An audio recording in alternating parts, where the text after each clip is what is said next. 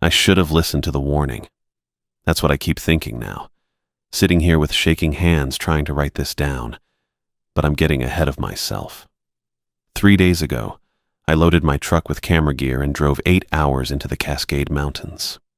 I'd been planning this trip for months, a photo series on abandoned structures, the kind of forgotten places that tell stories without words. The cabin rental seemed perfect, remote enough that I wouldn't have tourists wandering into my shots, but close enough to several old mining sites and a defunct logging camp. The gravel road twisted through dense pine forest for what felt like forever. My GPS lost signal about 20 minutes back, but the property manager had given me good directions. Turn left at the lightning split oak, follow the creek bed, look for the red mailbox. I found the mailbox just as the sun started dropping behind the ridgeline. The driveway curved up through more trees, and then I saw the cabin. It was bigger than I'd expected from the photos online. 2 stories of dark wood with a wraparound porch and stone chimney. The kind of place that looked like it belonged here, like it had grown up from the forest floor instead of being built on top of it. A woman stood waiting by the front steps, mid-50s, maybe older, with gray hair pulled back and practical clothes that said she spent time outdoors. She watched me park and didn't smile when I got out. "Blake Lucas?" she called. "That's me." I grabbed my duffel bag from the passenger seat. "You must be Savannah. Savannah Salinas." She walked over, keys in one hand and something else in the other. "How was the drive?" "Long, but worth it. This place is perfect." She didn't respond to that, just handed me the keys and held up what looked like an old notebook. Leather cover, worn smooth at the edges, held together with a piece of string. "Previous guests left this," she said. "You need to read it." I took the notebook and flipped it open. The first page had writing in blue ink, neat handwriting like someone had taken their time. "What is it?" "Rules." Savannah's voice was flat. "For staying here safely." I looked up at her. She wasn't smiling, wasn't joking. "Rules? Read them tonight. Follow them." She turned toward a beat-up Honda parked behind my truck. "I mean it." "Wait, what kind of rules?" But she was already walking away. "Just read the notebook, Mr. Lucas, and take it seriously." She got in her car and drove off, leaving me standing there with a notebook full of rules and questions I couldn't ask. I carried my gear inside and got settled. The cabin was nice, clean, well-maintained, with a stone fireplace and big windows that looked out into the forest. I set up my equipment in the main room and made myself some dinner from the supplies I'd brought. Then I sat down with the notebook. The first page had 8 rules written in different colored inks, like different people had added them over time. The handwriting changed too. Some neat, some messy, one that looked like it was written in a hurry. Rule 1, in that careful blue ink: never photograph the stone circle behind the cabin. I stopped reading and looked out the back window. I couldn't see anything through the trees, but there was something back there worth not photographing. That didn't make sense. Rule 2, in black ink with looser handwriting: stay out of the woods between sunset and sunrise. Rule 3, green ink, block letters: keep all mirrors covered after dark. The rules got stranger from there. Something about not answering if you heard your name called from the forest. Don't leave food outside overnight. If you hear scratching on the walls, ignore it. And the last rule, written in red ink with handwriting that looked shaky: if red handprints appear on any windows, leave immediately and never return. I closed the notebook and laughed. I couldn't help it. This had to be some kind of local folklore thing. Small mountain towns loved their ghost stories and local legends. Probably helped bring in tourists looking for a spooky experience. The property manager was just playing her part, acting all serious about rules that were meant to add mystique to the place. I'd stayed in plenty of remote cabins before. The only real dangers were bears. Maybe a mountain lion if you were unlucky. Everything else was just stories people told to make boring places seem more interesting. Still, I was curious about that stone circle. The next morning I made coffee and explored the property. The cabin sat on about 5 acres of mixed forest, mostly pine and fir with some oak scattered through. A creek ran along the eastern edge, clear water running over smooth stones. Perfect for photos if the light was right. I walked around behind the cabin, following what might have been a path through the trees. The forest was quiet except for my footsteps on the pine needles and the distant sound of the creek. Then I saw them.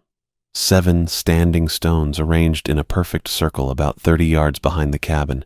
Each one was maybe 8 feet tall, rough granite that looked like it had been here forever. But they weren't natural. Someone had placed them, arranged them with careful spacing, and someone had carved them. Each stone had symbols cut into the surface. Not deep, but deep enough that they'd lasted through however many years these things had been standing here. The symbols looked like handprints, but stylized, abstract. 5 fingers spread wide, carved into the gray stone. I walked around the circle slowly, studying each stone. The craftsmanship was incredible. Whoever had done this work knew what they were doing. The proportions were perfect, the spacing exact. It felt ancient, even though I knew it couldn't be that old. Native Americans in this area hadn't built stone circles like this. The light was perfect. Late afternoon sun slanting through the trees, casting long shadows across the stones. The kind of dramatic lighting that made everything look mysterious and significant. I went back to the cabin and got my camera. Rule 1 said never photograph the stone circle. But that was just folklore nonsense, and this was exactly the kind of thing I'd come here to document. Forgotten structures with unknown histories. Places that made you wonder who had built them and why. I set up my tripod and started shooting. The stones looked even better through the lens, ancient and powerful, like they were holding some kind of energy in the space between them.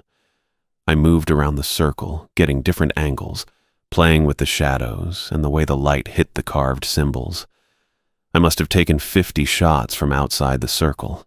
Then I moved the tripod inside. The moment I stepped between the stones, the forest went quiet. Not gradually, all at once, like someone had flipped a switch. No birds, no insects, no sound except my own breathing.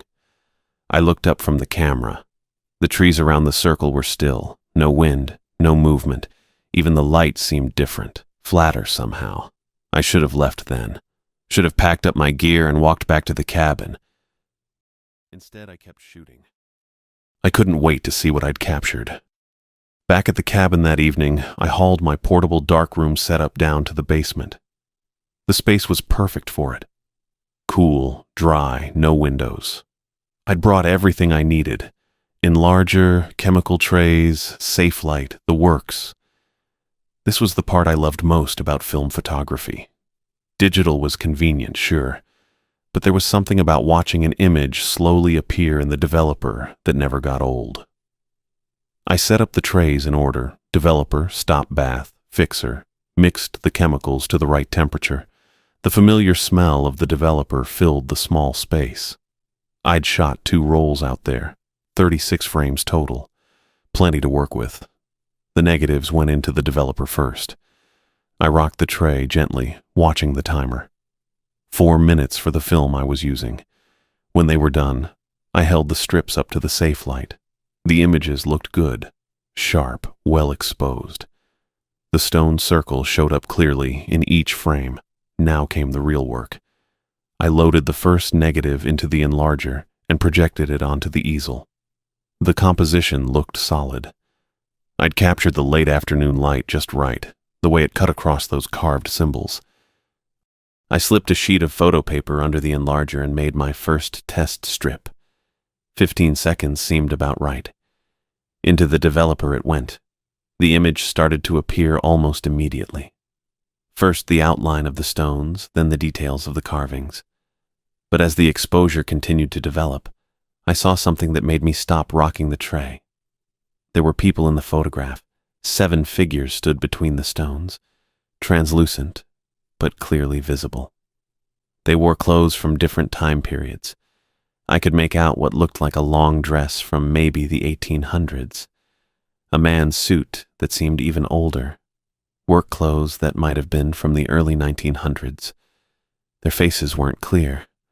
The figures seemed to be looking toward where I'd been standing with my camera, but I couldn't make out features, just the suggestion of heads turned in my direction. I grabbed the tongs and pulled the print from the developer into the stop bath, then the fixer.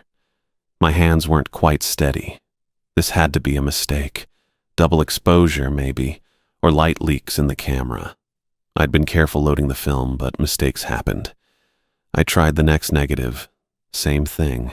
7 translucent figures standing between the stones in slightly different positions. And the next one. Same figures, but they'd moved. In this shot, they seemed closer to where I'd been standing.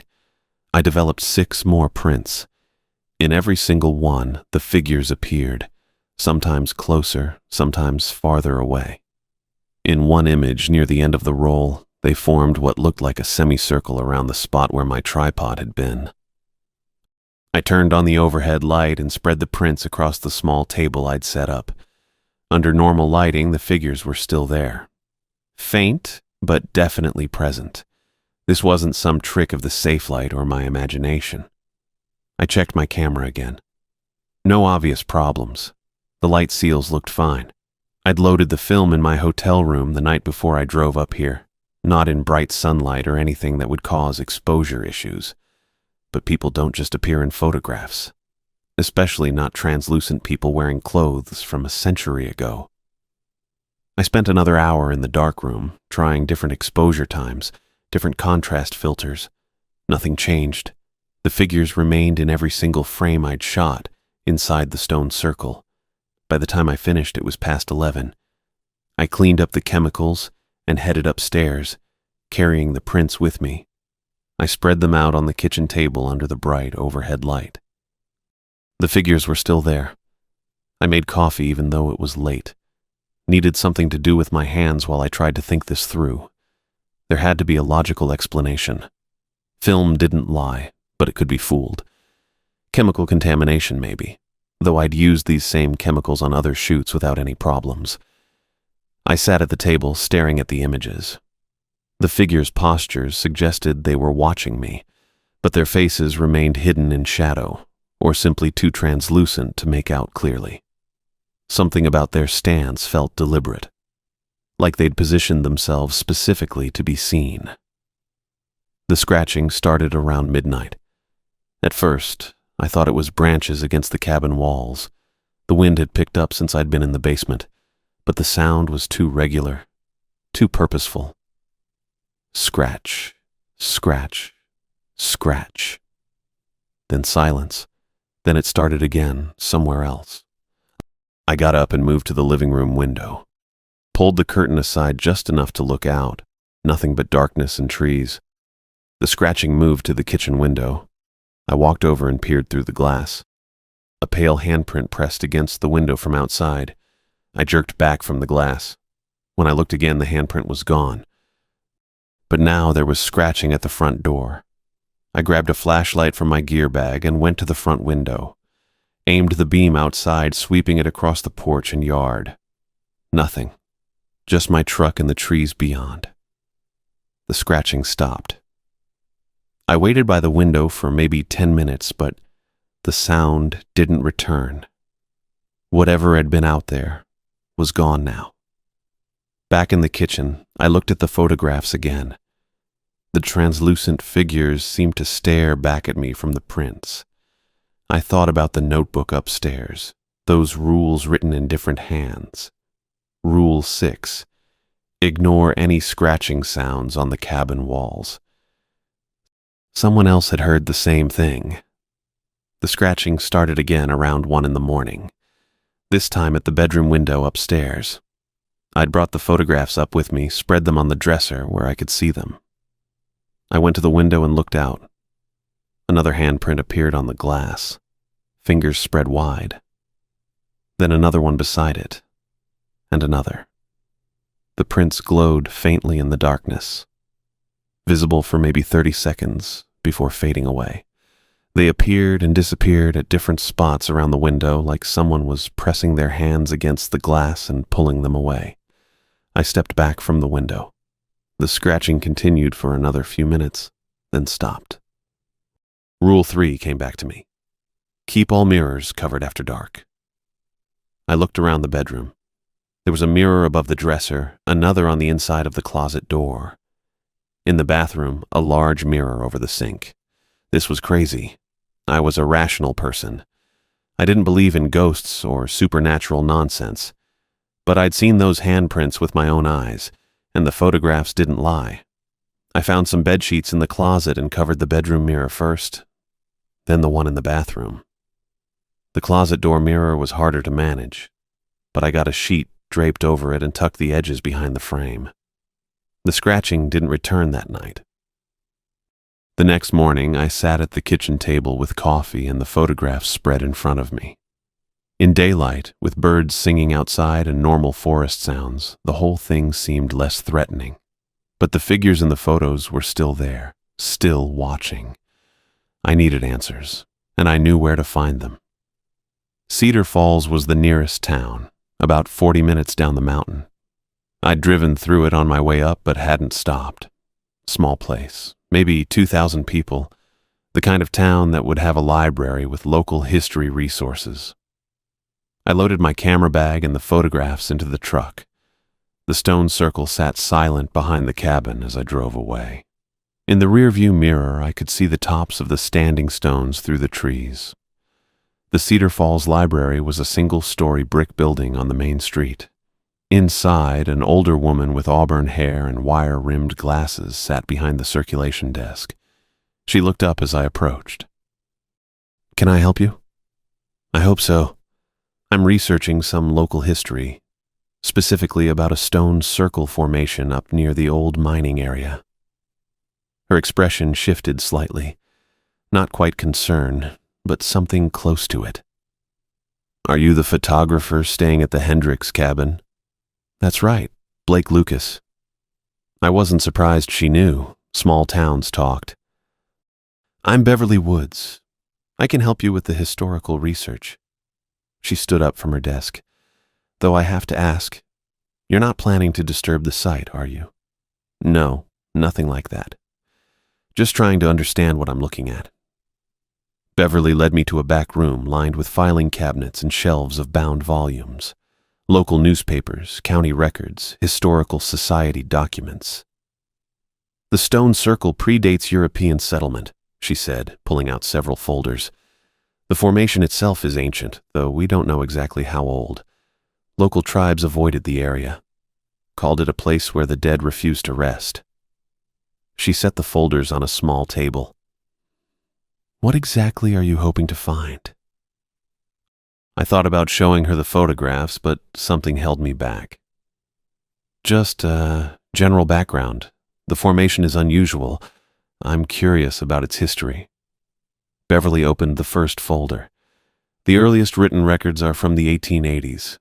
A surveying expedition came through the area in 1887, led by a man named Richard Hernandez. They were mapping the region for potential railroad development." She pulled out a yellowed newspaper clipping. The expedition disappeared, all 5 men. Their equipment was found scattered around the stone circle, but no trace of the men themselves. I leaned forward to read the article. The headline read, "Surveying Party Vanishes in Mountain Wilderness."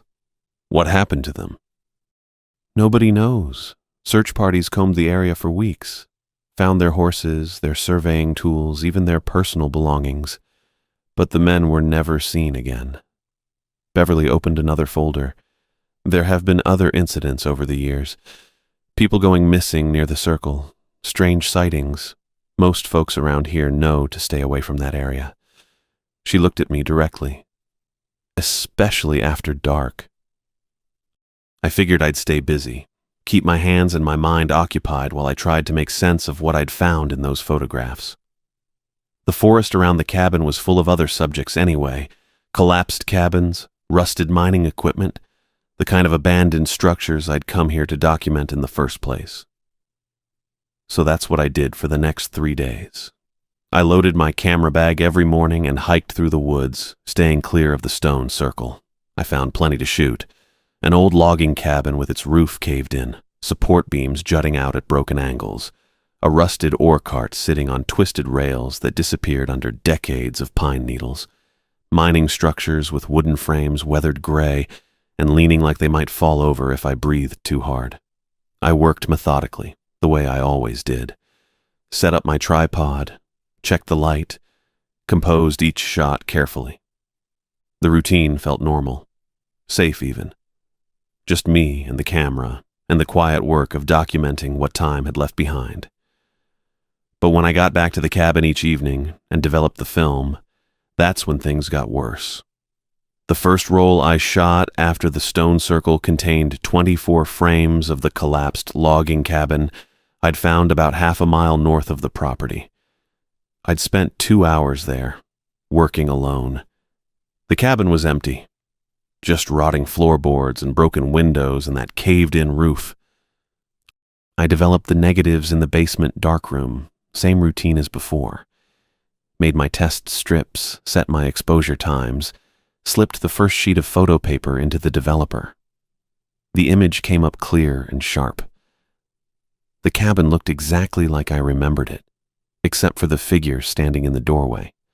A woman in a long dress from maybe the 1920s or 30s, her hair pinned back, her face pale but distinct. She stood right in the center of the empty doorframe, looking straight at the camera, looking straight at me. I stared at the print for a long time, then developed the next frame. Same cabin, different angle. The woman was still there, but she'd moved. Now she stood beside the collapsed roof beam, one hand resting on the broken wood. By the time I'd developed the whole roll, I'd counted 4 different figures. The woman in the 20s dress. An older man in work clothes that looked like they were from the 40s or 50s. A younger guy in what might have been 70s era flannel and jeans. And someone else, harder to make out, standing in the shadows near the back wall. None of them had been there when I took the pictures. I was sure of that. I'd spent 2 hours at that cabin, checking every angle, making sure no other hikers or explorers were around. The place was empty. But there they were in my photographs, clear as anything. I tried different film the next day, switched from my usual black and white to color, thinking maybe it was something about the chemistry. Found an old mine shaft entrance about a mile east, and spent the morning documenting the timber supports and rusted equipment scattered around the opening. Developed the color film that evening. Same thing, 3 figures this time, standing among the mining equipment. A man in 1880s clothing, suspenders, work shirt, hat, leaning against a rusted wheelbarrow. A woman in what looked like early 1900s dress standing beside the mine entrance. And another man, harder to date, wearing clothes that could have been from the 60s. I switched cameras the day after that. Used my backup 35mm instead of the medium format I'd been shooting. Documented a series of collapsed structures near the creek. Old wooden sluice boxes, the remains of what might have been a mill. Same result. More figures. Different time periods. Some I could identify by their clothing. Victorian era, early 20th century, mid-century modern. Others were harder to place, but they were all there, standing among the ruins, positioned like they belonged in the shots, and they were getting clearer, more solid-looking. The first photographs from the stone circle had shown translucent figures, barely visible. These new ones looked almost real. I could make out facial features, details in their clothing, the way they stood and held themselves. I counted them each night. 4 figures in the first roll after the stone circle, 3 in the second, 5 in the third, 6 in the fourth. The numbers kept growing, and not just because I was finding more structures to photograph. Sometimes the same location would show more figures when I shot it from different angles, like they were gathering there. That's when I remembered what Beverly had told me about Richard Hernandez's expedition, how they'd found the surveying equipment weeks after the men disappeared, how that equipment included camera gear. I drove back to Cedar Falls the next morning and found Beverly at the library again. She looked up from her desk when I walked in, and I could see she'd been expecting me. "You found something?" she said, not a question. "You mentioned Hernandez's camera equipment. Were there photographs?" Beverly nodded slowly. "Come on back." She led me to the same room where we'd looked at the newspaper clippings, pulled out a different folder. This one was thicker, older. She opened it carefully and spread out several documents on the table.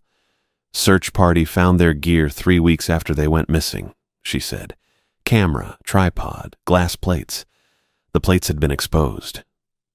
She showed me photocopies of what looked like official reports, handwritten notes from the search team leader, and at the bottom of the stack, copies of the photographs themselves. I stared at them. 5 men in surveying clothes, standing among the stone circle. The image quality was different. This was 1880s photography, glass plates instead of film, but the composition was unmistakable. The men stood between the stones, their equipment visible around them.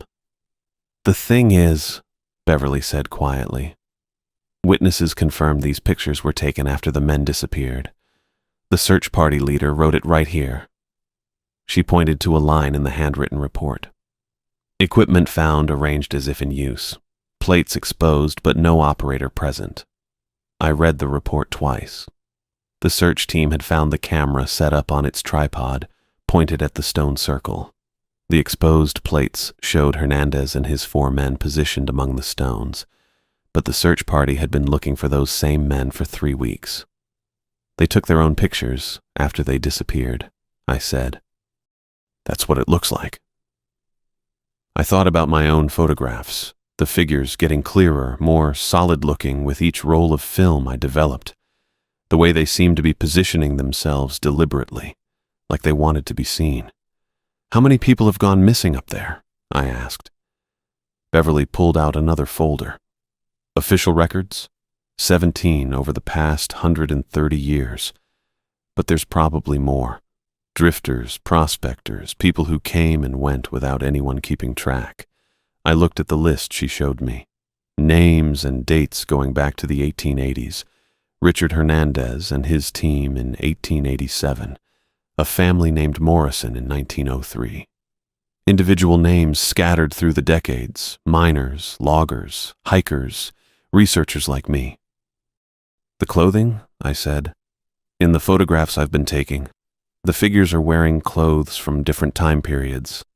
Beverly nodded. "Matches up with the disappearances, doesn't it?" I counted the names on her list. 17 official cases. But I'd been seeing more figures than that in my photographs. The most recent roll had shown 13 people standing in the doorway of that collapsed cabin. 13 figures in different clothing from different decades. I drove back to the cabin that afternoon with a sick feeling in my stomach. The routine felt different now. Loading film, checking equipment, setting up shots. It all felt like I was participating in something I didn't understand. Something that had been happening for over a century. But I kept shooting anyway. Part of me needed to document what I was seeing, even if I couldn't explain it. Part of me was afraid to stop, like breaking the routine might make something worse happen. That night I developed 2 rolls I'd shot near an old lumber mill foundation. The figures were even clearer now. I could make out individual faces, expressions, the specific details of their period clothing. A woman in 1890s dress, a man in 1920s work clothes, someone in what looked like 1950s casual wear. And they weren't just standing around anymore. They were looking directly at the camera. Some had their hands raised like they were trying to get my attention. Others pointed toward something outside the frame.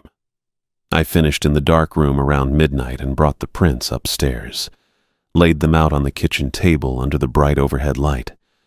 24 photographs of abandoned structures, and every single one contained multiple figures that hadn't been there when I took the pictures. That's when I started hearing the voices. Quiet at first, just whispers around the edges of my hearing, like conversation in another room. I thought it might be wind in the trees, but there wasn't any wind that night. The air was completely still. I walked to the living room window and looked out at the forest. Nothing moved. The trees stood motionless in the moonlight, and I couldn't see any lights or signs of other people anywhere. But the whispers continued, coming from different directions now: the kitchen, the front porch, the upstairs bedroom.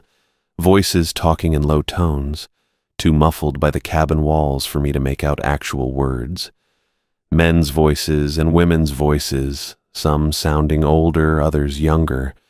I stood in the middle of the living room and listened.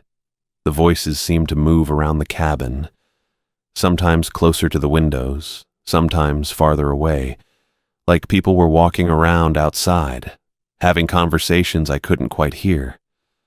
The whispers continued until almost dawn, then faded away as the sun came up. I woke to tapping sounds on the windows, light tapping, like someone drumming their fingers against the glass, slow and deliberate. I'd been getting maybe 3 hours of sleep a night since the voices started, so it took me a minute to figure out what I was hearing. The tapping moved. Started at the bedroom window, then shifted to what sounded like the kitchen downstairs, then back up to the bathroom window. I sat up in bed and checked my watch. 3:27 a.m. The notebook sat on my nightstand where I'd been reading it every night, trying to find something I'd missed, some explanation for what was happening to my photographs. But I knew what this was: Rule 8, written in shaky red ink. If red handprints appear on the windows, leave immediately. Do not pack. Do not hesitate. Go. I pulled back the bedroom curtain. Red handprints covered the entire window. Dozens of them, overlapping and pressed against the glass from outside. They looked fresh, like someone had just dipped their hands in paint and slapped them against the window. The prints varied in size, some small like a child's hands, others large with long fingers. I stumbled backward and knocked into the dresser. The tapping continued downstairs. I grabbed my flashlight and went to the kitchen window, pulled back those curtains too. More red handprints. These covered the glass so completely I couldn't see through to the forest beyond.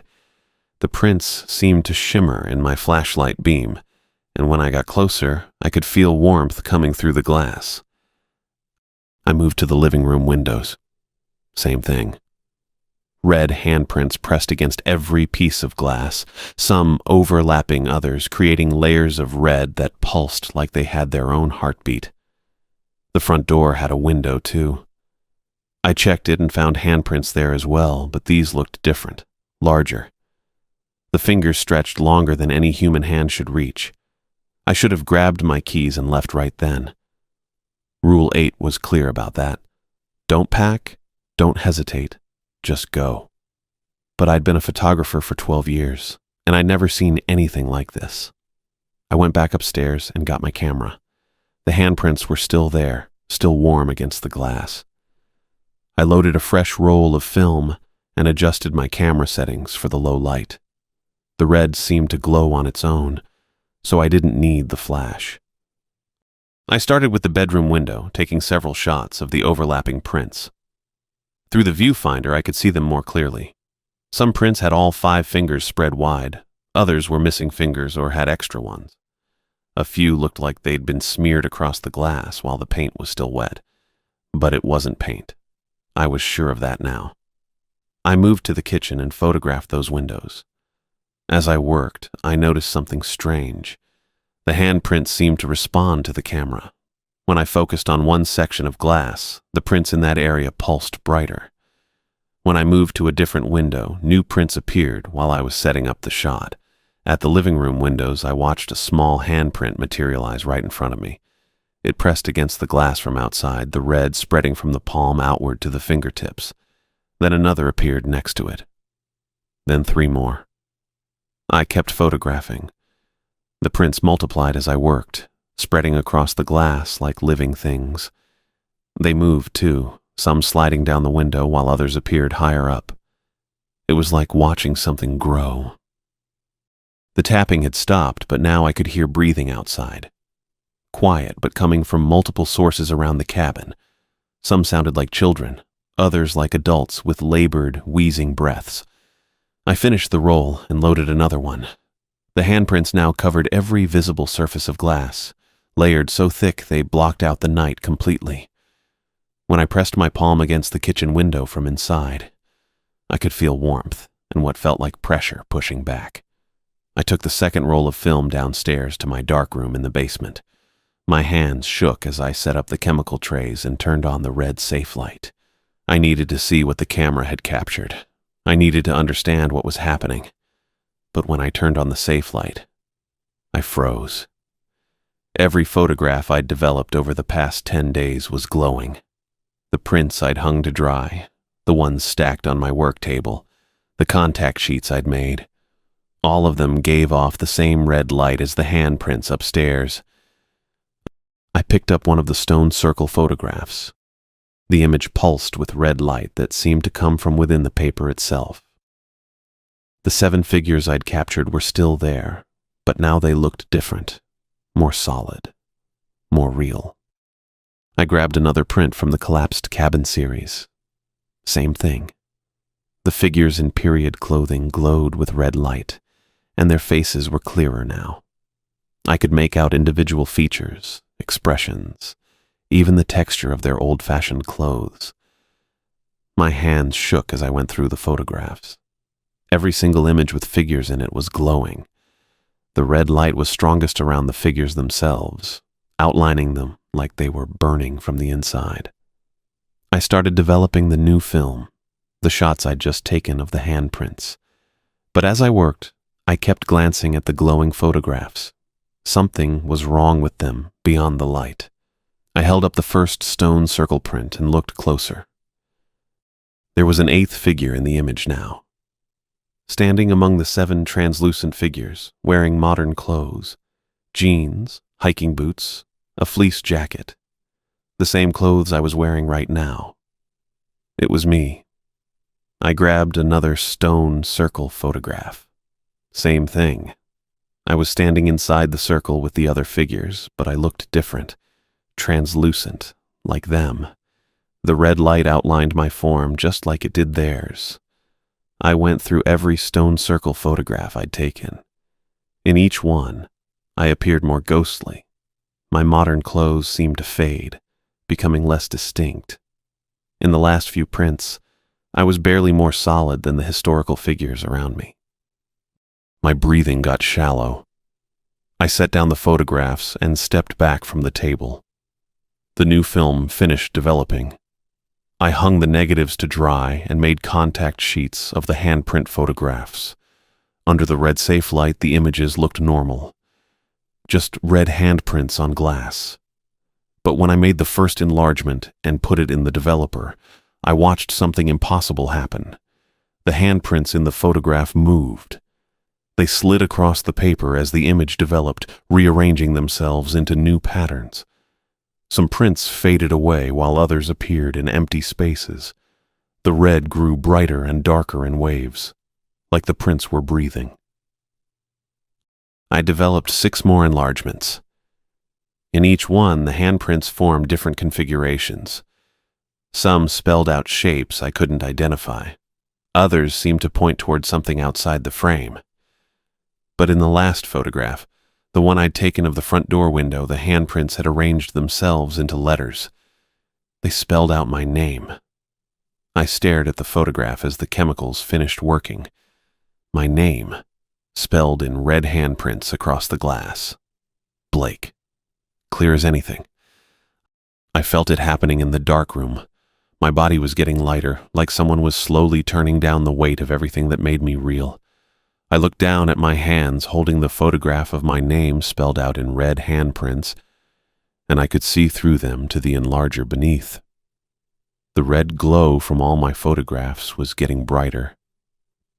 Every image I'd developed over the past 10 days pulsed with that unnatural light, and the figures inside them looked more solid than I did.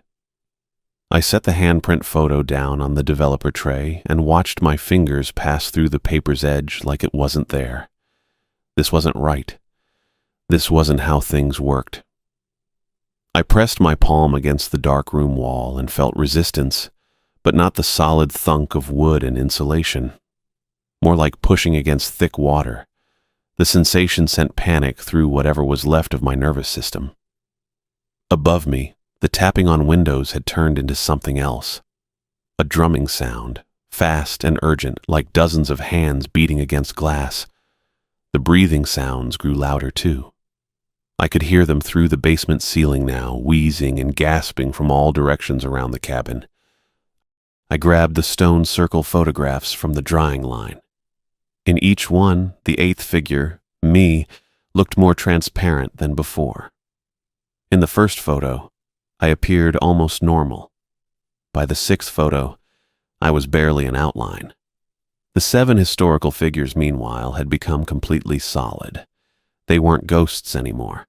They were real. And I was becoming the ghost. The realization hit me like cold water. The stone circle wasn't just some supernatural curiosity. It was a trap. A prison designed to catch souls and hold them. Everyone who disappeared over the past 130 years. They hadn't just vanished. They'd been photographed, captured, stored. My camera had been the conduit. Every time I'd taken a picture inside that circle, it had pulled a piece of my essence into the spiritual realm and pushed it into the photographs. The more I'd shot, the more I'd transferred from the physical world into those images. The figures in my other photographs, the ones at the collapsed cabins and mining sites, they weren't just appearing in my pictures. They were using my pictures as doorways, ways to move between their prison and the physical world. I looked at my hands again. They were getting more transparent by the minute. The drumming upstairs intensified. Through the basement ceiling, I heard wood creaking under pressure. The handprints weren't just covering the windows anymore. They were pushing against them, trying to break through. I had to move fast. I gathered all the photographs from the drying line, the ones spread across the work table, the enlargements still sitting in chemical baths. My hands passed through some of them twice before I got a grip. Everything felt like trying to grab smoke. The stone circle photos, the cabin series, the mining equipment shots, every single image that contained figures. I stuffed them into the empty film boxes and chemical containers, anything that would hold them. The photographs felt heavier than they should, like they contained actual weight from the souls trapped inside. I grabbed the negatives too. All the strips hanging from clips, the ones stored in sleeves, the undeveloped rolls still in their canisters. If the photographs were doorways, the negatives were the original keys. My arms were getting hard to control. When I tried to pick up a box of prints, my fingers went through the cardboard twice before solidifying enough to grip it. I was running out of time. I climbed the basement stairs, carrying everything I could manage. Each step took effort, like walking through mud. The drumming on the windows was constant now, accompanied by scratching sounds that moved across the walls in patterns. In the living room, I could see the windows were completely covered with red handprints, layer upon layer of them, so thick the glass looked like it was painted with blood. Some of the prints were moving, sliding across the surface, rearranging themselves into new configurations. I dropped the boxes of photographs by the fireplace and grabbed matches from the mantel. My fingers went through the matchbox twice before I managed to pick it up. The scratching sounds stopped. Everything went quiet except for my breathing, which I could barely hear anymore. I struck a match. The flame looked normal, solid, real. More real than anything else in the room, including me. I touched the match to the corner of a stone circle photograph. The paper caught immediately, burning faster than normal film should burn. The flame was bright white instead of orange, and as the image dissolved, I felt something shift in my chest. A pulling sensation, like part of me was being drawn back into my body. The handprints on the nearest window faded slightly. I grabbed more photographs and fed them to the flames. The collapsed cabin series, the mining equipment shots, every image that contained figures, The fire consumed them eagerly, burning with that same bright white light. With each photograph that turned to ash, I felt more solid. My hands became opaque again. The pulling in my chest intensified, like my soul was being reeled back in on a fishing line. The handprints on all the windows were fading now, not disappearing completely, but losing their bright red color, turning pale pink and then barely visible. I burned the negatives next. They melted instead of burning, dissolving into chemical-smelling smoke that made my eyes water. But every strip that disappeared made me feel more anchored to the physical world. The drumming stopped entirely. I fed the last of the stone circle negatives into the flames. As they melted away, the pulling sensation in my chest reached a peak, like something had snapped back into place. I looked down at my hands, and they were completely solid again. Real. Mine. Through the windows, I could see outside for the first time in hours. The handprints were gone, leaving the glass clear and normal. And beyond the trees, where the stone circle had stood for over a century, I saw something that made me stop breathing. The stones were crumbling. All 7 of them, collapsing in on themselves like they were made of sand instead of granite. In the moonlight, I watched the ancient monoliths that had trapped souls for generations turn to rubble and dust. The last of the photographs curled into ash in the fireplace. The flames died down to normal orange embers.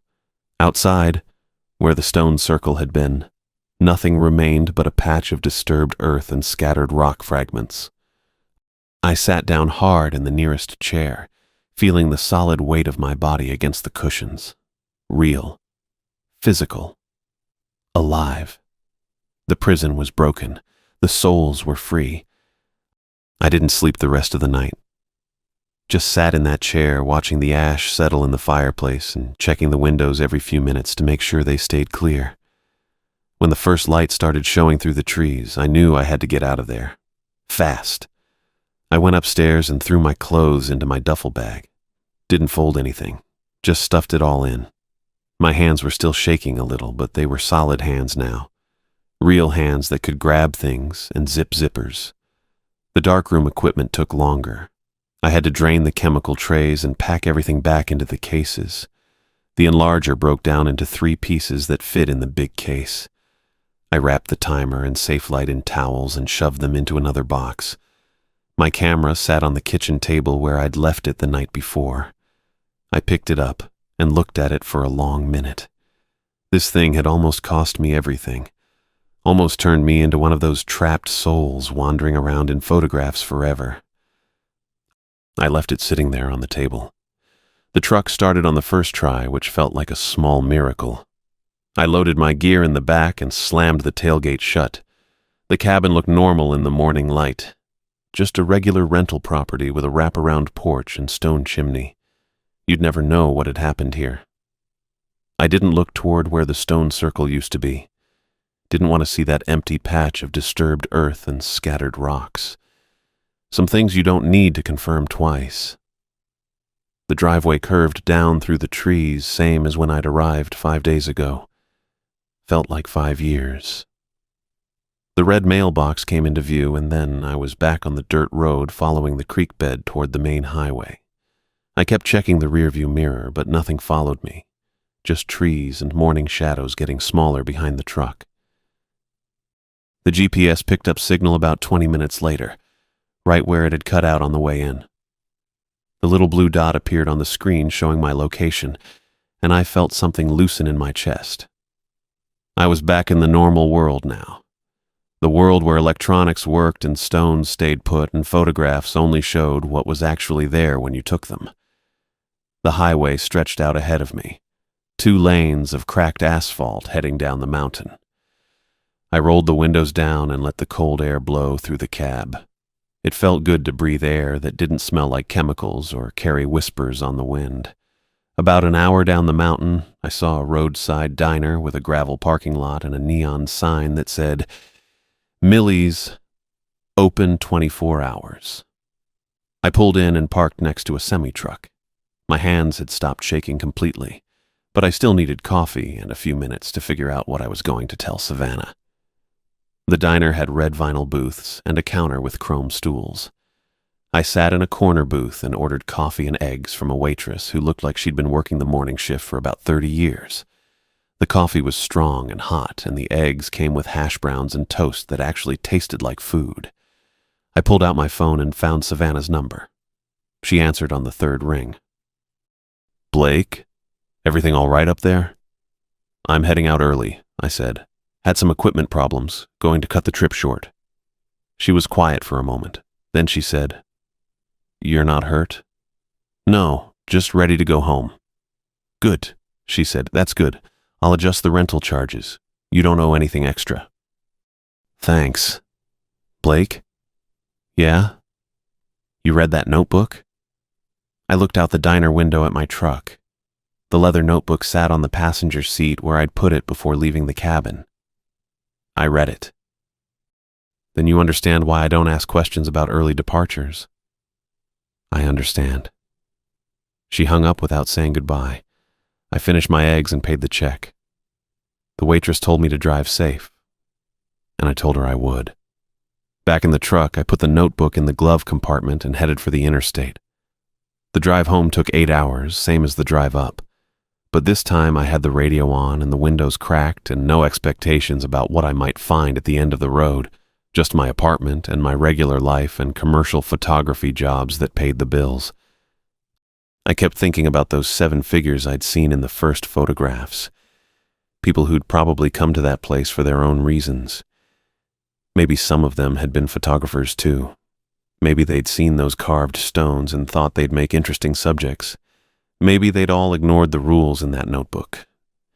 The notebook stayed in the glove compartment during the drive, but I could feel it there, like a weight pressing against my leg every time I shifted in the seat. When I got home, I carried it upstairs to my apartment and put it on my desk next to my computer. The leather was soft and worn, and the string that held it together was frayed at the ends. I opened it and read through the 8 rules again. Never photograph the stone circle behind the cabin. Stay out of the woods between sunset and sunrise. Keep all mirrors covered after dark. Don't answer if your name is called from the forest. Don't leave food outside overnight. Ignore any scratching sounds on the cabin walls. If you hear whispers, stay inside until dawn. If red handprints appear on windows, leave immediately without packing. 8 rules written by different people over the years. People who'd learned the hard way what could happen if you didn't follow them. I closed the notebook and left it on the desk. The next few days I spent catching up on work emails and editing photographs from jobs I'd shot before the mountain trip. Regular stuff. Corporate headshots and product photography and a wedding that had been scheduled for months. Normal pictures that showed exactly what had been in front of the camera when I pressed the shutter. I tried looking up the cabin online to see if I could find any mention of the stone circle or the disappearances Beverly had told me about. But there wasn't anything. No reviews mentioning supernatural activity, no local news stories about missing people, no historical articles about ancient stone formations. The cabin wasn't listed on any of the rental sites anymore either. The property management company's website still existed, but when I searched for the address, nothing came up, like the place had just vanished from the internet. Maybe that was for the best. I went back to work the following week, had a shoot for a tech company that needed product photos for their website. Simple stuff. Set up the lights, arrange the products, check the exposure, take the shots. The kind of photography I could do in my sleep. But I found myself being more careful now. Double-checking my camera settings, making sure I knew exactly what was in the frame before I pressed the shutter. Looking at the developed images more closely to confirm they matched what I remembered seeing. The notebook stayed on my desk at home. Sometimes I'd flip through it before bed, reading the rules and thinking about the people who'd written them, wondering how many others had stayed at that cabin over the years and learned the same lessons I'd learned. I started covering my bathroom mirror at night. Just pulled a towel over it before I brushed my teeth. seemed like a reasonable precaution. The rule had kept me safe up there, and habits like that don't hurt anything in the city. A month later, I got a call from a magazine that wanted to hire me for a photo essay about abandoned buildings in the Southwest. Good money, and the kind of artistic work I'd gone to the mountains to do in the first place. I turned it down. The editor seemed surprised, asked if I was sure, because the assignment was right up my alley based on my portfolio. I told him I was focusing on commercial work for the foreseeable future. He said to call him if I changed my mind. I won't be calling him back. The notebook sits on my desk now as I write this. A reminder of how close I came to ending up like those other people. Trapped in photographs, trying to warn the next person who might make the same mistakes. I still do photography, still make a good living at it, but I stick to studios and offices and controlled environments where I know exactly what's in front of my camera. No more isolated locations. No more ancient structures. No more taking pictures of things I don't understand. Some discoveries aren't worth making.